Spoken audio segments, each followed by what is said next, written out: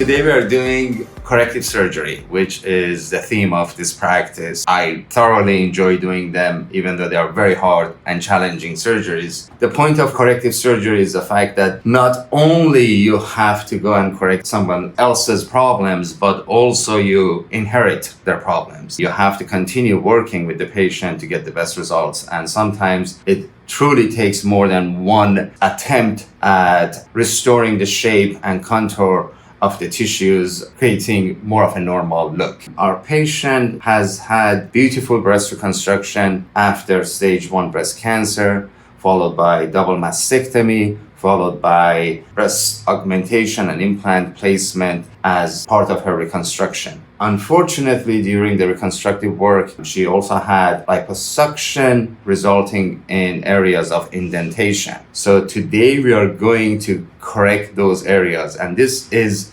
not an easy surgery, and I'm saying this in front of her. Liposuctioning fat in the right hand is not difficult. Liposuctioning fat in the wrong hand creates problems. So I'm not worried about liposuctioning her. I'm worried about how much of the fat that we're going to transfer into areas that are indented, which is the inner thighs and the lower abdomen, will survive. Normally, when you transfer fat into the breast or body tissues, a lot of it will resorb, meaning that you lose about 50% of it. So the tendency is to overcorrect for that. So when you lose that 50%, you land at the right place. Unfortunately, it's a little bit unpredictable.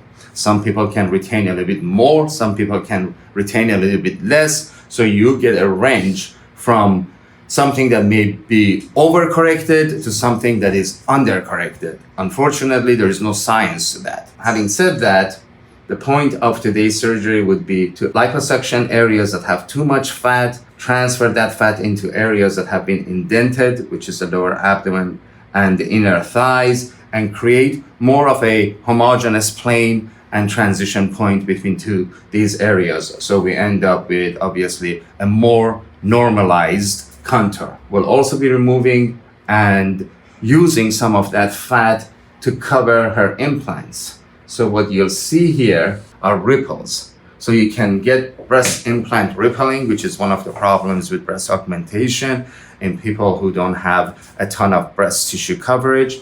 And you really see that today in our beautiful patient. So we'll be covering her implants with a layer of her fat. We know that half of the fat will resorb. So initially I have to do overcorrection so that once we lose that 50%, hopefully we'll end up with a layer of fat over the implants covering the ripples.